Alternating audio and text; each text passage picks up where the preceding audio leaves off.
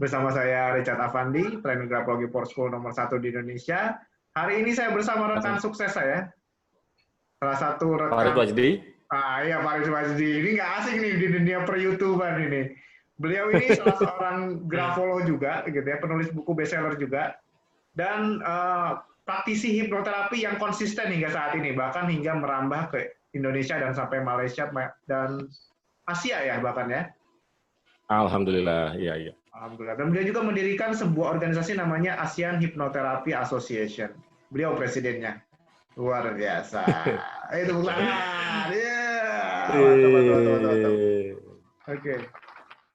Nah, hari ini beliau alhamdulillah mau memberikan waktu senggangnya hari ini untuk sharing bersama kita tentang hipnosis untuk anak gitu ya, dan juga tips-tips bagaimana kita sebagai orang tua bisa memberikan pesan yang langsung masuk ke dalam bawah sadar anak. Gitu ya Mas Farid ya? Insya Allah Kang Richard. Insya Allah. Mantap kali Master Richard. Iya luar biasa ini. Saya ini terinspirasi dari beliau. Beliau ini beberapa kali saya berduet dengan beliau gitu ya, mengisi untuk parenting itu ngena banget gitu. Makanya hari ini sayang banget kalau misalkan teman-teman nggak nonton video ini sampai akhir. Karena video ini isinya daging doang nih kayaknya nih. Kalau udah beliau yang jelasin nih, wah udah isinya mantap banget. Oke Mas Farid, waktu dan tempatnya saya persilakan. Oke, Assalamualaikum warahmatullahi wabarakatuh. Terima kasih Master Richard. Ini kalau ngomong-ngomongin tentang pelatihan, Master Richard itu bercanda ini. Padahal Master Richard guru saya juga ini. Sama. Ya, alhamdulillah dengan Master Richard ini pengalaman yang luar biasa. Kita sama-sama roadshow di Malaysia, kemudian keliling-keliling Malaysia juga pernah ngisi sama-sama di Hari Psikologi ya, tingkat internasional. Dan alhamdulillah memang dulu pengalamannya hanya orang Indonesia, kita berdua aja gitu. Yang lainnya orang Malaysia semua, orang Singapura, orang Brunei, dan ya alhamdulillah dari Indonesia ada juga yang diundang sana sebagai pembicaranya gitu ya. Luar biasa. Dan alhamdulillah kali ini saya diundang di channel YouTube-nya Master Richard. Jangan lupa di-subscribe ya. Oke, ini channel yang luar biasa. Notifikasi juga. Tapi juga jangan lupa channel saya di-subscribe juga di Farid Wajdi. Farid Wajdi. Oke. Tulisannya gimana Mas Farid? Yang Farid Wajdi. Ya, ini sesuai dengan tulisan yang ada di akun Zoom saya. Oke. Itu ya, kalau misalkan teman-teman boleh langsung di-subscribe juga ya akun beliau. Oke. Nanti ditulis di ini ya, ditulis di sini. Siap. Oke. Kita ngobrol-ngobrol apa nih Mas Richard nih? Ini kayaknya yang seru, ini kan new normal nih hari ini ya. Kita udah mulai masuk new normal gitu. Jadi bagaimana sih penerapan hipnoterapi di new normal ini gitu? Dan kira-kira apa sih yang kira-kira bisa dikembangkan untuk rekan-rekan gitu? Ini Mas Farid boleh kenalkan diri dulu mungkin, karena nggak banyak yang kenal juga di channel ini. Mungkin ada beberapa yang baru kenal saya, belum tahu juga Mas Farid seperti apa, sehariannya seperti apa. Silakan Mas Farid. Ya, ngomong-ngomong dunia hipnoterapi yang diaplikasikan dalam dunia parenting, memang alhamdulillah pengalaman di dunia training hipnoterapi itu sejak saya tahun 2014 ya. Tapi sudah 6 tahun memang juga fokus dalam pendidikan di parenting, khususnya di bidang hipnoparenting. Nah, ini semua berasal dari pengalaman saya dulu ketika menjadi seorang anak, apa yang saya alami, kemudian pola didik orang tua saya. Dulu jujur saya orang yang minder ya, nggak berani tampil, kemudian takut, kemudian nggak berani membuat sebuah keputusan, bahkan seringkali saya diam, tidak berani bercerita kepada orang tua saya gitu. Nah, tapi dari pengalaman-pengalaman itu saya memperhatikan sebenarnya ketika saya pun beranjak dewasa, kenapa saya kok begini gitu ya. Akhirnya ketika mengenal hipnoterapi, saya berpikir, oh ternyata ada pattern-pattern komunikasi yang tidak tepat antara hubungan saya sebagai anak dengan orang tua. Maka saya berpikir bahwa saya pun tidak boleh lama-lama berlarut dalam kondisi mental yang jatuh gitu ya. Nah, kemudian saya sebagai orang tua juga punya anak gitu.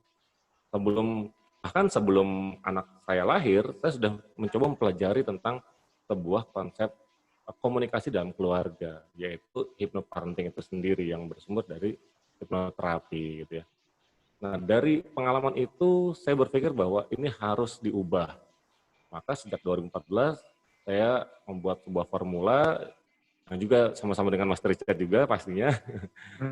tentang bagaimana membangun sebuah komunikasi efektif dengan pola-pola pattern hipnosis di dalamnya. Karena banyak orang tua yang nggak sadar kalau di dalamnya itu ada pattern hipnosis ketika orang tua berbicara pada anak. Nah, di sisi lain juga ada pengalaman-pengalaman yang diceritakan oleh orang tua kepada saya, karena juga memang sebagai seorang family therapy consultant gitu, Mas Rika. Oke, keren. Iya. Hmm. Jadi beliau ini mempraktekkan hypnoparenting ini bahkan sudah sebelum berkeluarga ya, jadi sudah mempelajari ilmu ini ya. Iya, karena memang ya kita tahu bahwa menjadi orang tua itu bukan tiba-tiba aja gitu kan ya. Bukan tiba-tiba nikah, kemudian punya anak, terus saya orang tua. Oh, nggak kayak gitu. Faktanya banyak loh yang udah punya anak, tapi menjadi nggak berfungsi sebagai orang tua yang tepat untuk anaknya gitu, Mas Richard. Jadi Oke, ya harus belajar memang gitu. Nah, ini kerennya beliau nih. Jadi beliau ini merumuskan hipnoterapi itu patternnya itu nggak cuma hipnoterapi aja. Jadi dari banyak komunikasi, dari mulai parenting ala Rasul ya, sempat Yes. dikaji juga, udah gitu hipnoparenting Milton Erickson, pola-pola bahasanya gitu ya. Terus hipnoterapi formal dan informal. Jadi selama ini saya berduet dengan beliau sendiri sebenarnya banyak mengembangkan dirinya hingga membentuk sebuah formula yang luar biasa. Jadi beliau fokus di hipnosis gitu, hipnosis dan hipnoterapi. Gitu. Salah satunya hipnoparenting. Alhamdulillah, iya. Dan Mas Bali juga dipercaya ya sama Malaysia untuk jadi di konselor Malaysia ya? Iya, Memegang. sebagai pembimbing hipnoterapi di Persatuan Konselor Pendidikan Malaysia. Oke, luar Ini biasa dilantik ini. langsung di sana selama 2 tahun, insya Allah. Masih sampai 2021, kalau Keren. Jadi teman-teman yang hari ini nonton, ini yang hadir di sini ini bukan orang sembarangan. Insya Allah kita akan sharing bagaimana caranya, cara mudahnya ya, karena waktu kita juga nggak terlalu banyak Mas Farid ya. Jadi nanti boleh di-share aja yang benar-benar dagingnya mungkin, supaya teman-teman terbuka dulu gitu. Kalau misalkan tertarik mungkin nanti boleh, nanti kita ajak ada beberapa yang mungkin bisa kita arahkan informasi-informasi, tapi intinya mungkin supaya teman-teman tahu dulu nih apa sih itu hypnoparenting dan gimana sih cara mudahnya atau penerapan mudahnya itu seperti apa. Boleh ya Mas Farid ya? Iya, ya insya Allah nanti kita sharing-sharing ya. Tapi memang semua itu bersumber dari latar belakang ya. Kalau mungkin hidup saya tenang-tenang aja, mungkin saya nggak belajar kali ya. Tapi karena kita berawal dari permasalahan, dan permasalahan itu bukan hanya muncul pada diri saya, tapi juga muncul dari klien-klien yang pernah konsultasi, kemudian yang datang terapi, dari curhatan emak-emak gitu ya. Ada yang emaknya curhat, ada yang tentang suaminya, ada yang tentang anaknya gitu. Akhirnya pengalaman-pengalaman itu menjadi sebuah pelajaran yang berharga juga gitu. Dan kita berprinsip bahwa kalau orang lain pernah melakukan kesalahan gitu, kita jadikan sebuah pelajaran, jangan sampai dijadikan kesalahan itu terjadi pada keluarga kita juga gitu. Good. Akhirnya dari situ terbentuklah sebuah pattern, sebuah formulasi tentang hypnoparenting yang sebelumnya juga saya sudah belajar juga gitu. Jadi nggak mungkin tiba-tiba saya tahu kan. Dulu juga pernah belajar dengan Master Richard salah satunya. Kemudian ada tokoh-tokoh yang lain, pakar-pakar yang lain, yang psikolog-psikolog, bahkan kita juga belajar di Malaysia juga tentang pattern-pattern bagaimana sih konsep komunikasi keluarga yang gitu ya. Dari situ akhirnya terbentuklah sebuah konsep bagaimana membangun sebuah komunikasi efektif dengan format hypnoparenting gitu Mas Richard. Oke, Dan bagus. ini juga karena pengalaman sekian tahun gitu ya, yang juga sudah kita buat seminarnya, pelatihannya bukan hanya di Indonesia, tapi juga di Malaysia, bahkan di Brunei Darussalam. Dan alhamdulillah banyak yang tersadarkan, kemudian banyak yang merasa bermanfaat, ada yang keluarganya setelah. Jadi kita ada konsep juga, satu keluarga itu masuk dalam pelatihan dan pulang dengan damai gitu, pulang dengan selesai masalahnya, itu juga ada konsep. Family terapi ya konsepnya ya. Iya, family terapi. Jadi mudah-mudahan ini menjadi sebuah solusi juga buat para orang tua, pada parent ya. Jadi sangat penting menjadi orang tua itu harus belajar lagi gitu. Jangan dianggap bahwa kalau sudah punya anak, ya sudah gitu, nggak seperti itu gitu Mas Richard. Oke, siap. Kenapa harus belajar? Gini, pengalaman orang itu bisa jadi pelajaran. Kalau kita belajar sendiri, bisa jadi butuh waktu yang panjang. Bisa jadi malah terjadi masalah duluan di keluarga kita. Nah, sedangkan ada orang-orang yang membuat sebuah formulasi dari pengalamannya, dari pendidikannya gitu. Maka nggak ada salahnya kita juga belajar dari orang-orang tersebut. gitu. Good. Mungkin Mantap, Bapak mantap, Ibu mantap. yang di luar sana juga iya bisa belajar juga dengan konsep hypnoparenting ini supaya jangan sampai kata-kata ini salah gitu terucap kepada anaknya gitu. Atau juga supaya dia memahami bagaimana sih karakter anak saya gitu ya. Jadi memang sangat penting juga untuk dipelajari. Gitu. Nah, kalau ada orang Oke. tua yang mau belajar, mungkin juga bisa gabung di sini Mas Richard ya. Siap, siap, siap. Nanti kita buat sesi ya, bisa nanti dalam bentuk seminar workshop atau nanti boleh deh komen di bawah ini kalau misalkan teman-teman mau belajar, nanti pasti saya akan informasikan secepatnya kalau misalkan ada informasi-informasi terbaru tentang pelatihan atau workshop tentang orang tua, nanti saya akan informasikan. Jadi komen di bawah Oke. ini, stay tune sampai video ini berakhir, nanti juga akan banyak terbuka mindset-nya dan mungkin akan mulai tertarik nih arahnya mau kemana pembelajarannya. Oke? Oke, Mas Farid, Siap, boleh siap. kita sharing? Silakan. Iya, boleh. Ini saya membuat sebuah modul ya tentang komunikasi efektif ya dengan hypnoparenting gitu Mas Richard. Nah, ini Ini ilmunya modul daging ini banget sudah nih, keren nih. iya. Jadi Komunikasi orang tuh efektif harus langsung. paham bahwa setiap komunikasinya pada anaknya itu ada pattern hipnosis di dalamnya. Nggak Ya, bisa ya, ya. cuma dianggap bahwa ya sudah ngomong biasa aja, nggak seperti itu ternyata. Sangat kuat sekali itu pengaruh hipnosis orang tua kepada anak gitu. Ini luar biasa nih. Jadi komunikasi yang langsung masuk ke bawah sadar, sedangkan bawah sadar itu 88% menggerakkan seseorang gitu ya. Nah, ini Iya, ilmunya nih. betul sekali, betul. Hmm. Contoh gini ya, ada orang tua marah-marah sama anaknya, kemudian kata-kata yang keluar itu kata-kata negatif gitu. Lagi Hmm. marah sama anaknya, kata-kata yang keluar kata-kata negatif. Bahwa salah satu pattern hipnosis itu adalah ketika ada trance, ya kan? Nah, konsep anak yang membuat sebuah kesalahan yang tidak disengaja, kemudian dipanggil oleh orang tuanya, dia dalam kondisi tegang, ketakutan, itu kan sebenarnya trance. Iya, Orang benar. tuanya juga sedang emosi gitu, emosi dan dia Hmm. trans gitu ya, Keras juga. sama-sama naik, iya betul, sama-sama trans gitu, kemudian ngomong di situ, itu mengatakan misalkan, oh, kamu nakal kamu ya gitu, kamu dasar anak bla bla bla gitu ya, negatif gitu ya, Nah, itu orang tua banyak nggak langsung. sadar kalau ternyata dia sedang menghipnosis anaknya gitu. Terus anaknya, dan anaknya juga dari dalam Iya, posisi yang mudah terhipnotis ya. Nah, jadi kalau kalau iya, kalau rekan-rekan belum tahu trans itu apa, trans itu adalah keadaan di mana seseorang begitu husuk gitu. Begitu iya dia betul. fokus pada satu ide gitu. Kalau orang cemas itu kan fokus Mm-mm. pada ide cemasnya, pencetus cemasnya. Orang gelisah dia Betul, fokus pada satu ide. Nah, itu dalam keadaan yang dibilang trans tadi. Sedangkan marah pun sama, fokus sama satu ide gitu ya. Dan itu betul kondisi sekali yang Mas mudah Richard. masuk, mudah dialihkan dan tiba-tiba masuk sugesti yang lain sebenarnya ya. Iya Luar betul biasa. sekali. Nah, banyak kan kalau misalkan banyak orang tua yang tidak menyadari konsep tersebut, kemudian dia marah dengan kata-kata yang negatif, semau-maunya, kira-kira yang terjadi pada anaknya apa? Bukannya menjadi baik kan malah tambah parah kan gitu ya. Iya, iya, Makanya di benar. sini komunikasi efektif dengan hipnoparenting menjadi sebuah hal yang wajib dipelajari oleh para orang tua gitu Good, good. serikat. Iya, Nah, iya, terutama pattern-patternnya di ya. era pandemik seperti sekarang, di era new normal, hubungan orang tua dan anak tuh lebih banyak di rumah, justru lebih baik dimanfaatkan untuk membangun sebuah komunikasi efektif gitu. Kalau Oh, di konsep normal kan mungkin ada yang sibuk kerja dan iya, benar. sebagainya, anak juga Waktu lebih dengan banyak ya. gurunya, main-main gitu ya.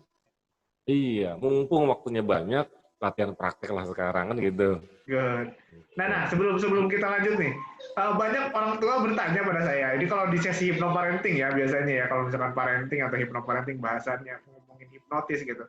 Anak orang tua pasti berpikir gini, kalau hipnoparenting itu berarti anaknya tuh dibikin tidur ya, baru dikasih sugesti atau anaknya dibikin gak sadar, bener nggak sih seperti itu? Gimana Mas Farid itu?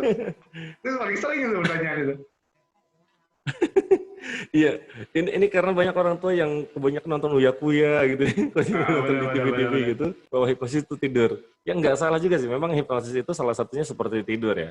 Tetapi sebenarnya definisi hipnosis itu bukan cuma sekedar tidur gitu. Saya kalau misalkan membuat sebuah definisi hipnosis, itu ada dua prinsip, ada dua kata. Itu prinsipnya tembus dan tanam. Jadi ini Hmm. sebuah teknik komunikasi persuasif ya.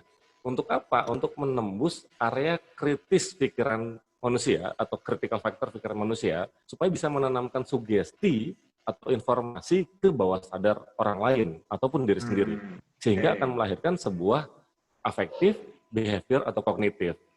Jadi poinnya adalah ini sebuah komunikasi persuasif menembus area kritis pikiran untuk menanamkan sugesti atau informasi ke bawah sadar yang akan melahirkan afektif behavior kognitif. Afektif itu perasaan, behavior itu perilaku, kognitif itu pemikiran baru gitu. Nah, poin dari hipnosis itu sugestinya tadi gitu. Sugesti itu kan bahasa Indonesianya saran atau bahasa Arabnya nasihat gitu ya. Maka setiap orang tua yang memberikan saran, informasi ataupun nasihat kepada orang lain atau kepada anaknya, kemudian anaknya menerima sehingga dia berperilaku yang baru, berperasaan yang baru, dan memikirkan hal baru, itu sudah terjadi konsep hipnosis gitu. Nah, bayangkan kalau misalkan orang tua ngomongnya seperti itu, kemudian critical factor-nya terbuka, sedangkan kata-kata yang masuk negatif, nauzubillah min dzalik. Sayang banget. Sedangkan konsep itu tidak mesti harus seperti tidur gitu. Meskipun ada dalam teknik konvensional juga akan diajarkan dalam pelatihan di hypnoparenting itu ada hipnosis tidur yang dimanfaatkan untuk memberikan sugesti yang dalam kepada anaknya. Jadi nggak semuanya tidur, Mas Richard ya. Ya, jadi ini membuka wawasan ya buat teman-teman yang bertanya tentang ini, karena di awal pasti rata-rata bertanya seperti itu gitu.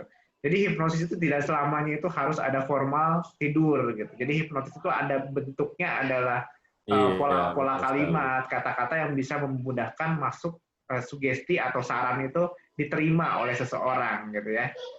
Nah, seperti itu ya Mas Walid ya. Sekali. Memang ada teknik-teknik tertentu ya. Iya, memang ada teknik-teknik tertentu dalam membangun atau memberikan sebuah sugesti tersebut gitu ya. Nggak langsung tiba-tiba kita ngomong terus langsung masuk, nggak gitu juga. Memang ada hal atau prinsip-prinsip yang harus dipelajari oleh orang tua gitu. Nah itu tuh yang mahalnya itu di situ sebenarnya, yang butuh waktu dan butuh pembelajaran di situ ya. Nah, hari ini akan sebagian dibahas juga nih, keren nih. Oke. Iya, memang betul sekali. Ya, ada prinsip-prinsip, ada syarat-syarat, ada latihannya gitu. Oke. Nah ini jadi gini, kalau saya tanya kan gini, kalau tanya kepada setiap orang tua pasti dong ingin anaknya itu berakhlak mulia dan cerdas gitu ya. Pasti dong, semua orang tua pengen anaknya akhlaknya bagus, karakternya bagus, cerdas juga gitu. Tapi kita punya pertanyaan. Iya, pertanyaannya apa? Kapan pendidikan anak itu dimulai? Pertanyaan ini menjadi sebuah fundamental. Kenapa? Karena setiap orang tua itu pasti akan menjadi pendidik anaknya. Kan gitu ya?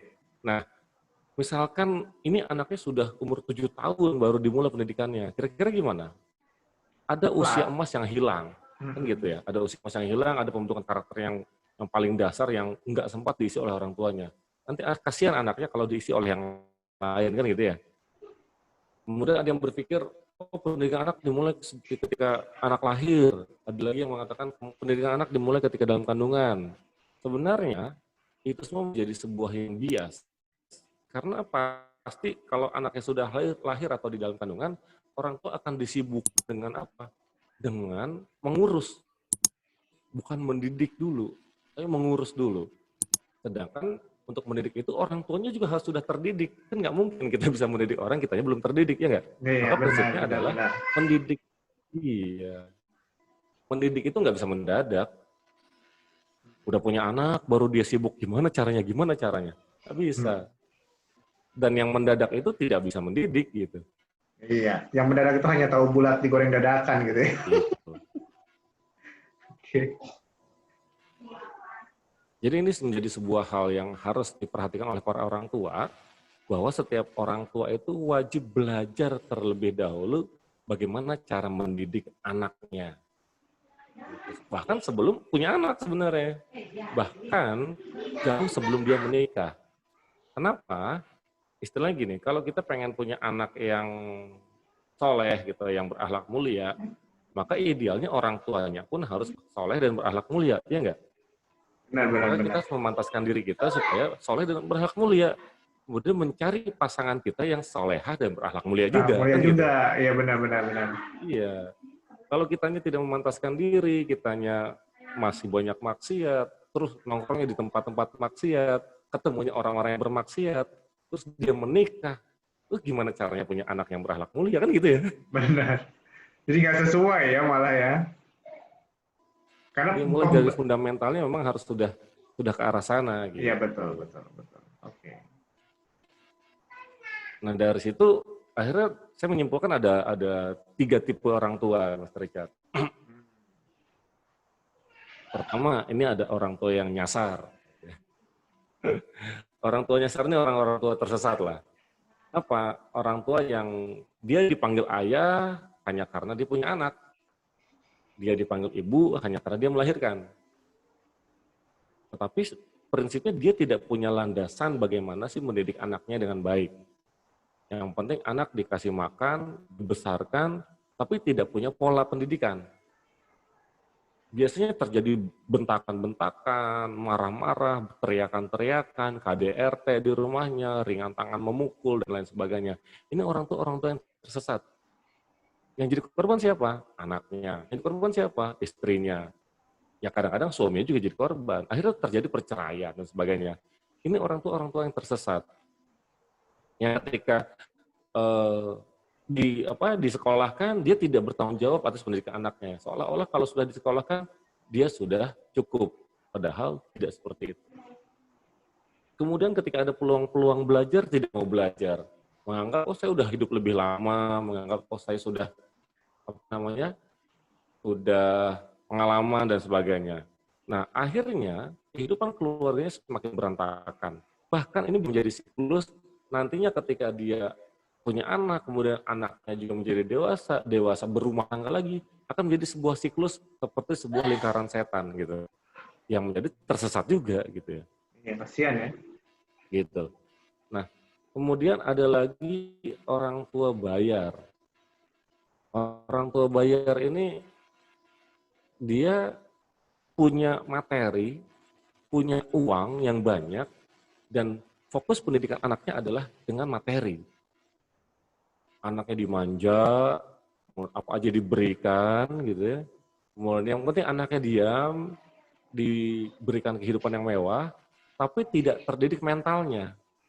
Seperti memanjakan, apa aja dikasih deh gitu. Sekolahkan di sekolah-sekolah yang mahal bagus, tetapi dianya tidak ikut terlibat dalam pendidikan anaknya. Seolah-olah kalau sudah bayar mahal, lepas tanggung jawabnya. Ini juga Beres salah. gitu semua. Benar. Iya, seolah-olah udah beres semuanya gitu. Padahal nggak seperti itu kan. Ya, anak Harusnya cuma kan, butuh materi. iya.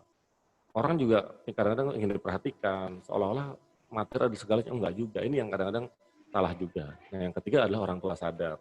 Orang tua sadar adalah orang tua yang terus belajar, dia juga memantaskan diri menjadi ibu, juga menjadi istri, ayahnya juga memantaskan diri menjadi bapak dan menjadi suami, bagaimana memahami pola komunikasi pada anak, bagaimana pola didik anak, bagaimana memahami karakter anak, dengan mempelajari misalkan bagaimana sih menganalisa karakter anak, ada doodle analisis, ada grafologi dan lain sebagainya gitu kan. Orang tua sadar itu selalu upgrade diri gitu, nggak pernah berhenti belajar. Meskipun dia udah punya cucu loh bahkan. Gitu.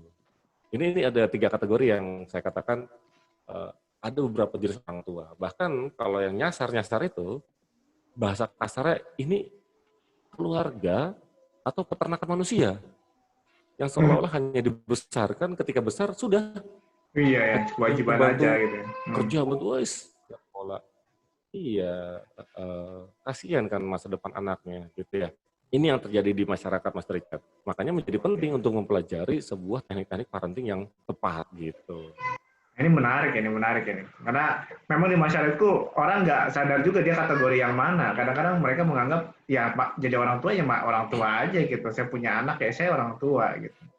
Iya sih, banyak kan mereka hanya fokus pada pemenuhan kebutuhan aja, tapi nggak banyak memahami kebutuhan dasar anak itu seperti apa ya. Iya, seolah-olah kebutuhan anak itu berdasarkan persepsi orang tuanya. Ya kalau persepsinya bagus, kalau persepsinya negatif atau tidak tepat, jadinya polanya juga tidak tepat. Gitu Mas Richard. Sip. Nah, apa lagi nih? Ada lagi permasalahan, gimana? Oke, boleh lanjut dulu aja. Oke. Ada lagi permasalahan di keluarga itu, khususnya pasangan ya, baik yang baru menikah maupun yang sudah lama menikah, adalah tidak memahami arti cinta. Nah, ini diambil dari konsep Virginia Satir ya. Oh tentang iya, iya, iya. passion, intimacy, commitment, dan self-worth. Ini. Jadi gini,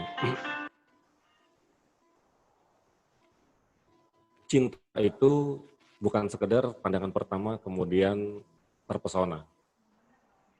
Cinta itu bukan sekedar suka sama suka. Cinta itu bukan sekedar ketika orang memberikan bunga, terus kemudian dia mengatakan I love you. Cinta itu bukan sekedar mengatakan saya sayang sama kamu sudah lama. Kemudian mau nggak jadi pacar saya. Itu semua bukan cinta. Itu hanyalah sebuah percikan kecil dari cinta itu sendiri. Dimulai dari paling bawah adalah passion gitu. Passion itu baru minat, suka, senang, kemudian ada ketertarikan yang pada akhirnya dia mendekat gitu. Nah, banyak orang tertipu dengan arti cinta yang padahal itu baru passion, baru minat aja, baru senang aja gitu ya. Yang seolah-olah ketika sudah seperti itu dianggap wah ini segalanya, wah dunia itu berbunga-bunga gitu. Nah, banyak remaja-remaja ataupun orang yang siap menikah justru tertipu di posisi awal. Kita berlindung pada Allah ya, berlindung pada Tuhan, jangan sampai terjadi kepada generasi selanjutnya, generasi anak-anak kita bahwa tertipu dengan passion yang dikatakan cinta, akhirnya seolah-olah ketika dia dekat, dia melepaskan semuanya kepada pasangannya. Padahal ini bisa jadi tertipu dengan godaan setan. Baru senang doang loh. Belum baru senang kemudian dekat gitu. Nah, kalau senang dengan dekat itu baru level 2, passion dan intimacy. Intimacy itu menjadi sebuah hal yang normal karena memang ada kedekatan. Yang tadinya bahasanya gue elu, kemudian menjadi aku kamu gitu ya. Aku kamu, terus kemudian semakin dekat intimasinya menjadi babe gitu ya. Bebek Bahkan gitu yang ya. mengerikan ketika anak SMP udah abi umi gitu ya. Waduh, itu udah bahaya. SD malah kalau sekarang udah ada ya. Luar Nah, biasa. buat teman-teman semua di sana, khususnya yang sedang menjalin sebuah hubungan, hati-hati. Jangan pernah terlalu dekat dengan calon Anda atau memasrahkan semuanya sebelum tercapai sebuah komitmen. Tanyakan komitmennya. Mau dibawa kemana hubungan kita? Dia kayak lagu ya. Iya, benar-benar benar. Mau dibawa kemana Ini. hubungan kita, Ya gitu kan? ada bakar kaset Ya dan kalau CD-nya misalkan ya. ditanya seperti itu kemudian gimana? Bakar kaset dan CD-nya gitu ya. Iklannya akhirnya gitu. Oke, oke. Iya. Jadi memang harus ada komitmen. Kalau misalkan tanya calonnya gitu, A gitu ya, mau dibawa kemana hubungan kita? Dengarkan kalau dia bilang, oke saya bulan ini akan datang ke rumah orang tua kamu, kemudian saya akan melamar. Yes, itu sebuah komitmen. Good. Komitmen juga artinya juga sama-sama, kalau memang sama-sama sayang, sama-sama cinta, maka juga sama-sama menjaga kehormatan diri dan menjaga kehormatan pasangannya. Kan gitu kan? Itu Benar, komitmen benar, gitu. benar, benar. Jangan sampai ternodai dengan hal-hal nafsu dan sebagainya gitu. Betul. Komitmen lah yang membuat orang itu bertahan apapun yang terjadi sebenarnya. Ya, Benar. kemudian komitmen itu akan menciptakan sebuah keberanian untuk bertanggung jawab. Ya, saya lamar anak ini, kemudian menikah dengan anak ini kan gitu. Itu komitmen. Good. Apakah sudah selesai? Belum selesai ternyata gitu. Rata-rata orang udah deket, suka, kemudian deket, kemudian komitmen seolah-olah udah cukup. Makanya istilahnya orang buk gitu ya, biar tekor asal kesohor gitu ya. Ketika nikah, wih meriah gitu ya. Ketika nikah, heboh, wah, sudah punya dunia milik dia berdua aja gitu kan. Tetapi dia lupa bahwa setelah menikah itulah sebenarnya perjalanan baru dimulai. Iya nggak? Benar. Nah, biasanya kita menginginkan bahwa terbentuknya sebuah keluarga yang sakinah, mawadah, warahmah. Ini sih kita sering banget ya mendengar istilah Ya, sakinah, mawadah, istilah ini warahmah paling gitu. sering ya. Iya, tapi orang paham nggak sih sakinah itu apa, mawadah itu apa, rahmah itu apa gitu. Kalau boleh ditafsirkan gitu ya. Sakinah itu asal katanya sukun, itu diam, berhenti. Satu asal kata dengan sikin, pisau. Aku nyambungin dengan pisau ya. Karena sakinah itu artinya tenang. pisau itu dipakai di dapur itu supaya kita bisa makan dengan tenang. Makanya dagingnya dicacah dulu, kemudian bumbu-bumbunya dihaluskan dulu dengan pisau, gitu kan, supaya pas makan tuh enak gitu, tenang gitu. Itu sakinah gitu. Sakinah itu artinya apa? Kita lihat pisau itu, mencacah-cacah itu kan sakit. Tapi ketika itu kita mendapatkan kebahagiaannya gitu. Ketenangan ketika makan, enak banget nih makanan itu. Coba bayangkan kalau misalkan makan kambing nggak dicacah dulu dengan pisau. Kita gerogot satu kambing itu kan nggak enak. Langsung gitu. Ini Kak, kesegok gitu. Nggak tenang gitu. Atau makan ayam, satu Iya. ayam langsung blek gitu, nggak enak gitu. Nggak enak. Maka sebenarnya konsepnya sakinah itu adalah ketenangan setelah mengalami pergolakan. Ketenangan setelah mengalami badai gitu. Kalau tenang nggak ada masalah, ya biasa aja gitu. Jadi pasti ada masalah ya dalam rumah tangga itu ya? Betul.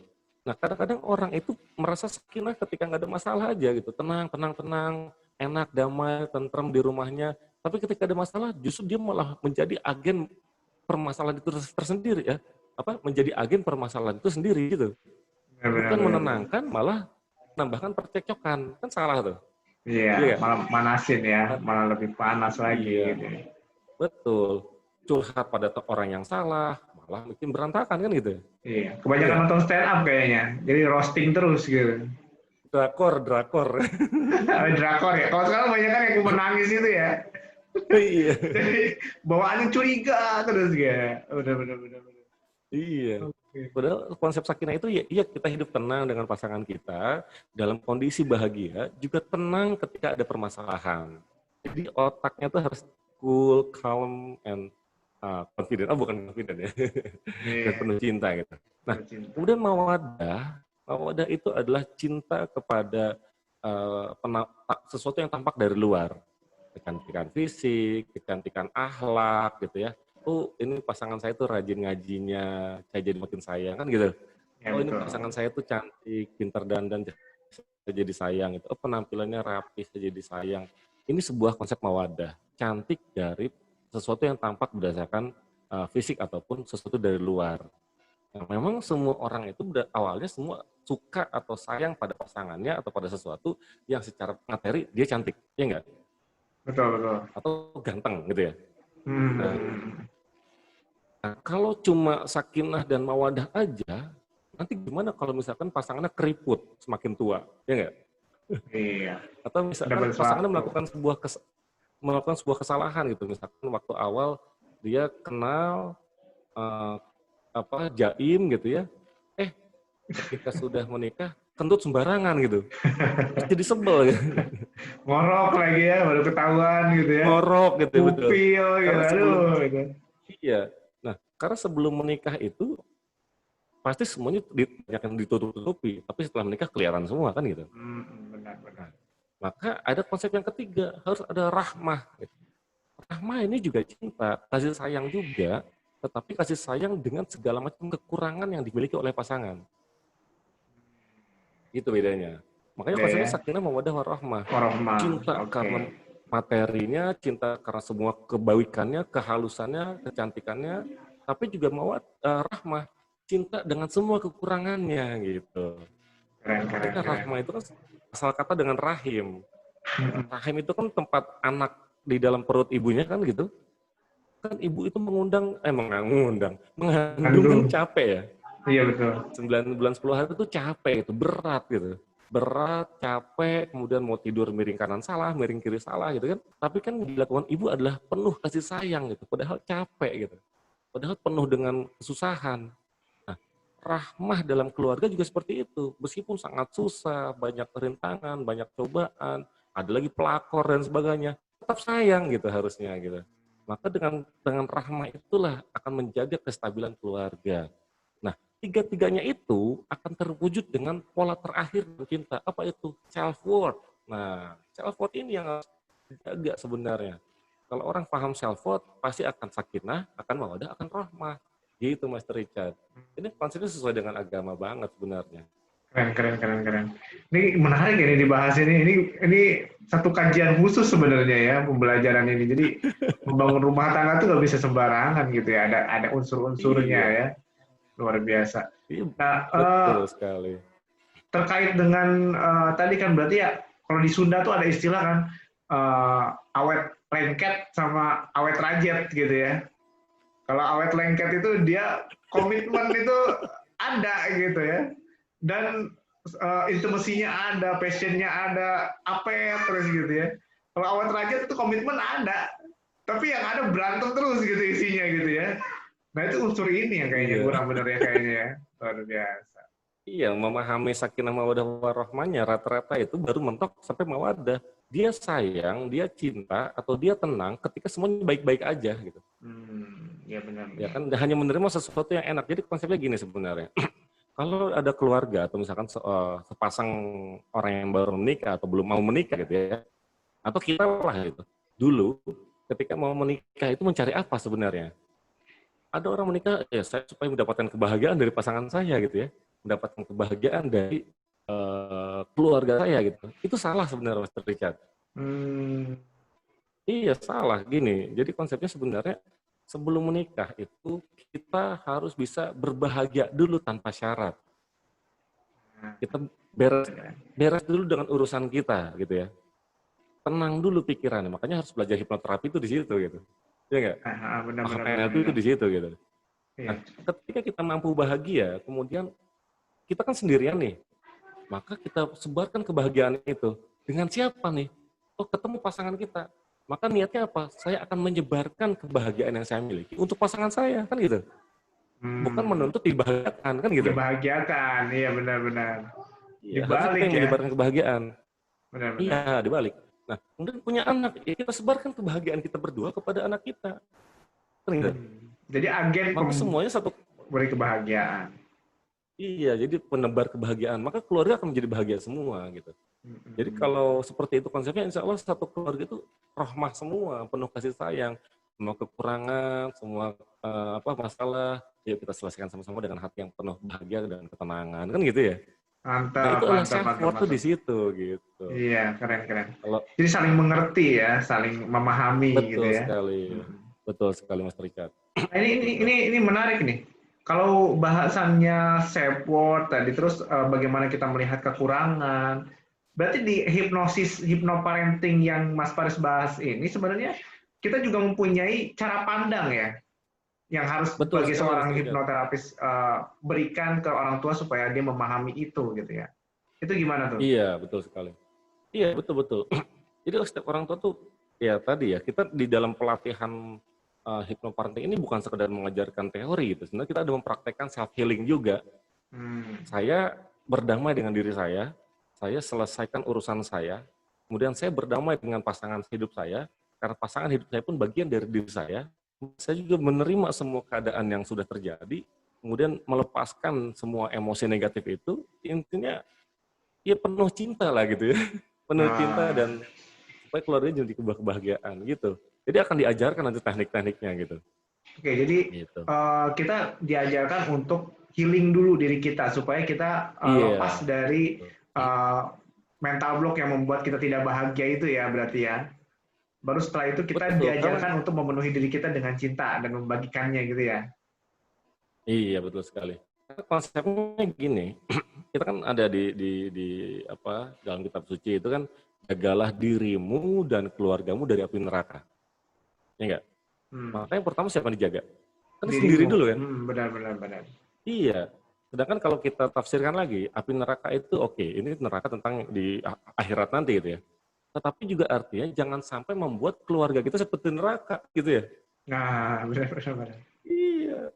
Kalau kitanya belum bisa tenang dengan diri kita, bisa jadi malah kita pembakar neraka di rumah kita. Jangan sampai seperti itu. Maka self healing dulu, ya kan gitu. Kita paham, tenang, clear.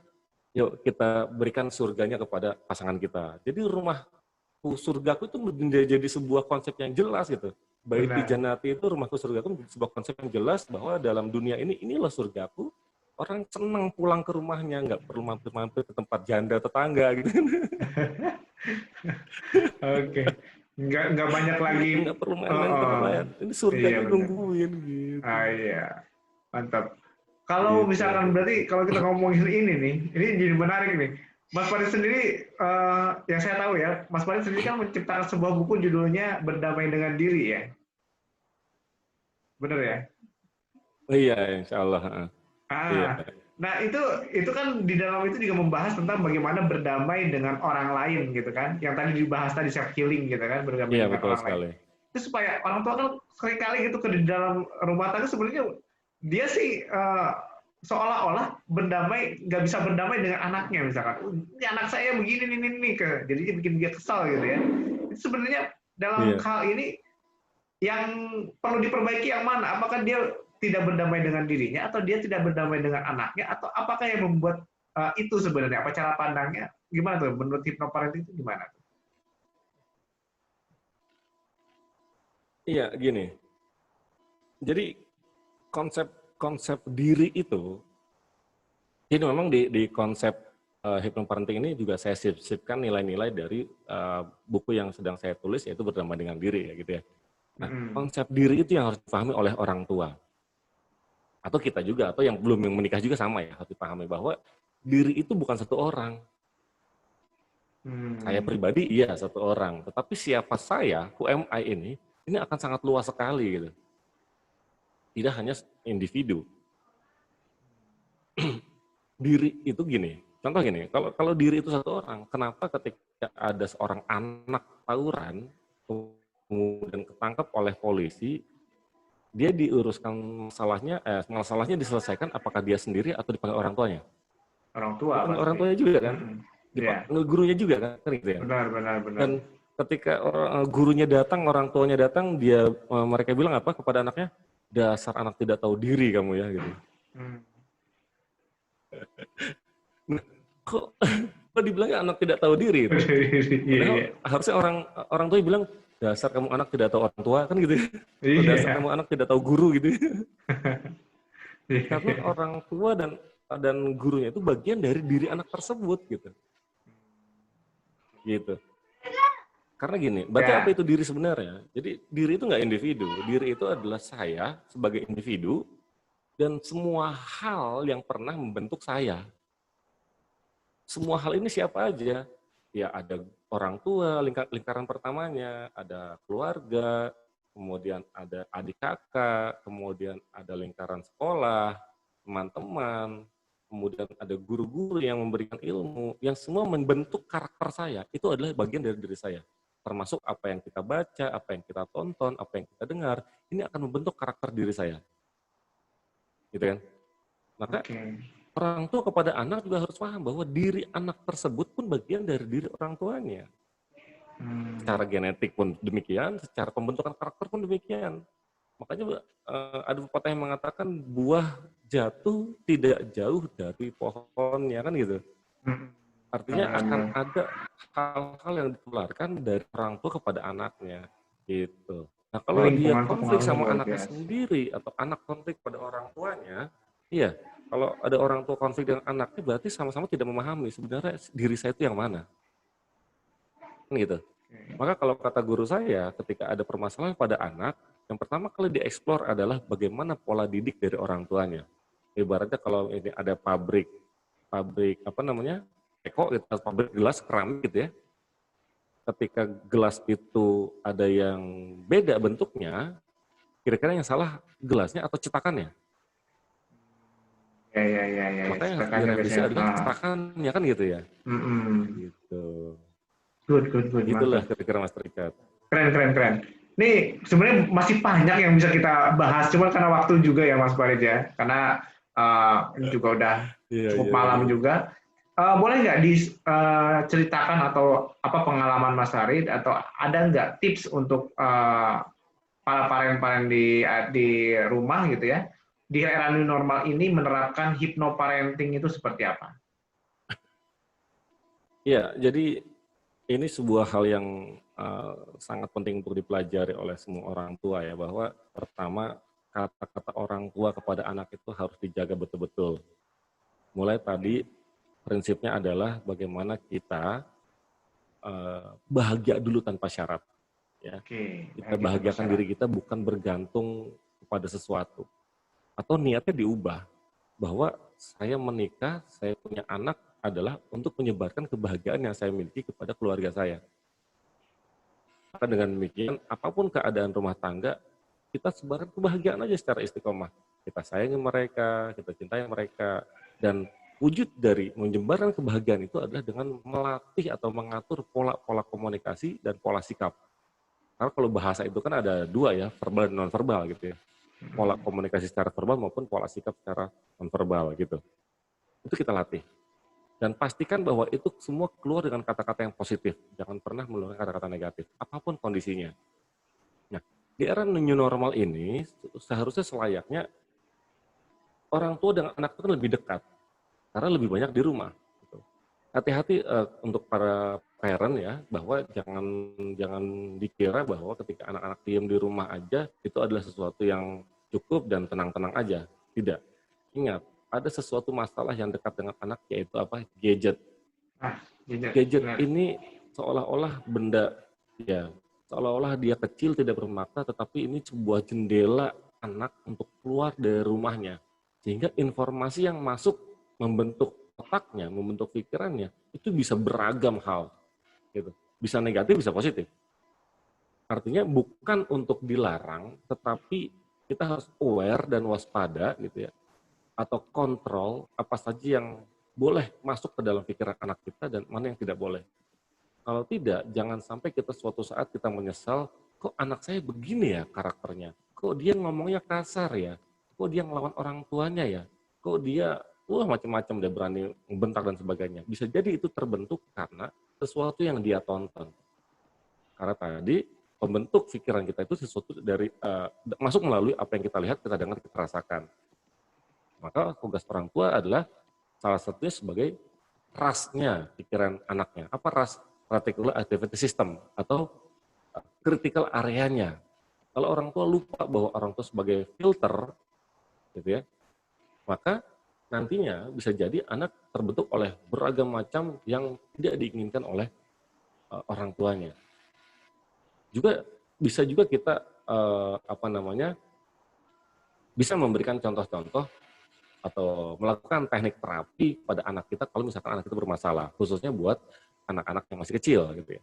Karena kalau untuk anak dewasa, kita bisa pendekatan hipnoterapi konvensional. Misalkan dalam teknik terapi untuk anak-anak, orang tua bisa langsung melakukannya sendiri kepada anaknya tanpa harus datang ke seorang hipnoterapis. Apa itu? Ada 3 teknik. Ya, ada 3 teknik Kang Richard nih yang bisa dilakukan oleh orang tua kepada anaknya. Nah, menarik nih. Iya, ada hipnogogik, gitu, ada hipnosleep, dan ada hipnopompik. Apa saja 3-tiganya? Ini saya ceritakan salah satunya ya. Salah satu, salah 2 nih.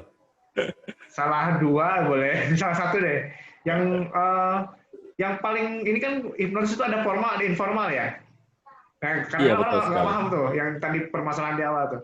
Kalau formal itu berarti kita pola-pola bahasa gitu ya, yang biasa kita gunakan. Kalau informal itu yang ada bentuknya relaksasi tuh, benar nggak sih? Kebalik. Yang formal itu kan yang formal ada, dengan konsep relaksasi gitu ya. yang formal dan relaksasinya. Iya. Yang informal berarti dengan pola bahasa. Nah itu menarik tuh. Kalau misalkan orang tua kayaknya perlu paham itu tuh ya Mas Farid ya, menurut saya sih. Iya, contoh gini, kalau yang informal dulu ya, informal gitu ya, gini. Setiap saat ada masa anak-anak itu trans. Trans tadi sudah dijelaskan ketika sangat fokus sekali, khusus sekali pada keadaan tertentu gitu ya. Contoh anak sedang main game gitu.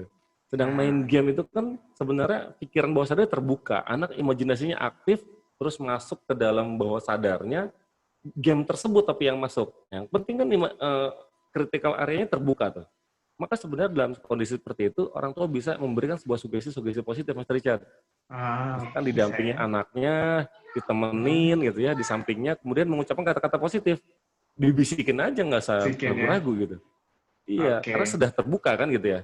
Ya, jadi polanya lagi trans ya, khusyuk ya, benar-benar dia bermain itu ya. Betul, lagi khusyuk gitu.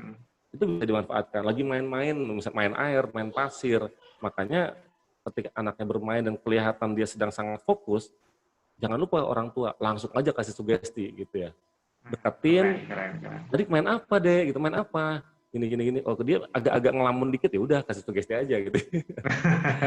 Ini yang informal gitu ya. Tapi Iya, gini, benar. anak-anak orang tua juga harus paham tanda-tandanya seperti apa gitu. Ini akan dijelaskan dalam pelatihan yang lebih lengkap. Nah, Kemudian ini ada menarik juga nih. konsep ya, Hmm. konsep hipnosis konvensional atau formal yang bisa dilakukan oleh orang tua kepada anak. Contoh misalkan hipnogogik gitu ya. Jadi gini, hipnosis itu kan konsep induksinya adalah menurunkan gelombang otak dari beta, alfa, theta, kemudian delta. Delta itu tidur lelap ya. Nah, Iya.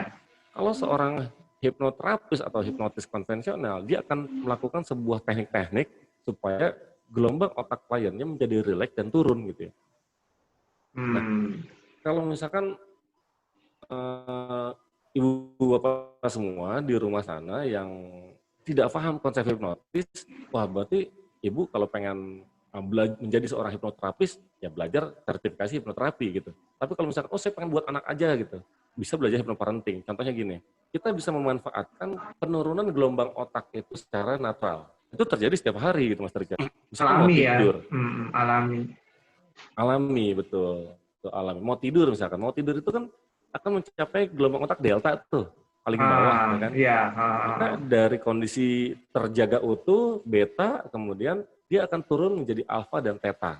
Nah, penurunan gelombang otak ini kan terjadi ketika orang mengantuk dan tertidur, ya nggak? Nah, Maka di saat itulah manfaatkan kesempatan ayah bunda ini untuk memberikan sugesti positif kepada anaknya. Khususnya anak-anak di bawah umur 6 tahun gitu. Nah, ini bisa memberikan sebuah sugesti misalkan dongeng dulu gitu ya. Kemudian sambil melihat tanda-tandanya. Oh, diselipin ini ya. mata anaknya. Iya, diselipin. Oh, mata anaknya ini udah mulai kedap-kedip nih. Oh, udah mulai nutup-nutup dikit nih. Ini tanda bahwa gelombang otaknya pun turun. Yang tadi terjaga penuh beta itu matanya masih melotot, itu masih aktif. Kemudian turun tanda-tandanya tuh. Udah ngantuk-ngantuk, udah merem-merem gitu kan. Oh, ke alfa nih. Nah, sebenarnya di konsep alfa dan masuk ke theta ini langsung aja kasih sugestinya.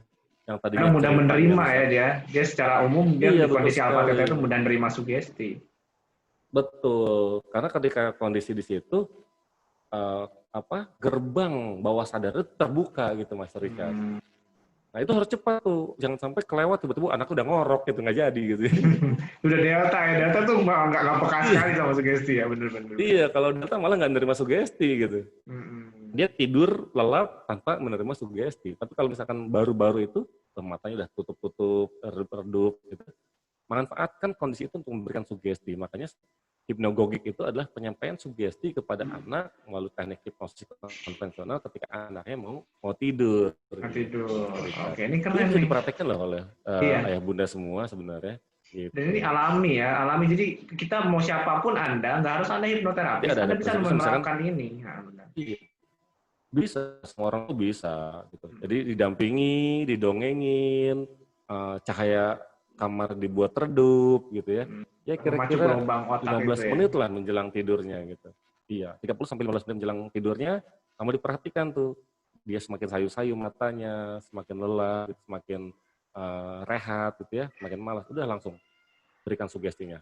Nah, Nah, biasanya keren. orang tuh bingung nih, sugestinya apa nih Mas Richard gitu ya. Ah, ya benar benar Maka benar itu pertanyaan yang umum mudah itu. itu dicatat dulu, gitu dicatat Ah, dulu. oke.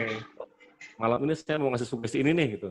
Mm-mm. Adek kamu anak yang soleh, anak yang rajin sholat, anak yang taat pada agama, taat pada Allah, gitu dan sebagainya lah ya gitu. Fokus pada satu tujuan dulu gitu, Mas Richard. Keren keren keren. Ini sebenarnya kalau saya sih pribadi gitu ya, ini sekedar menambahkan aja ya.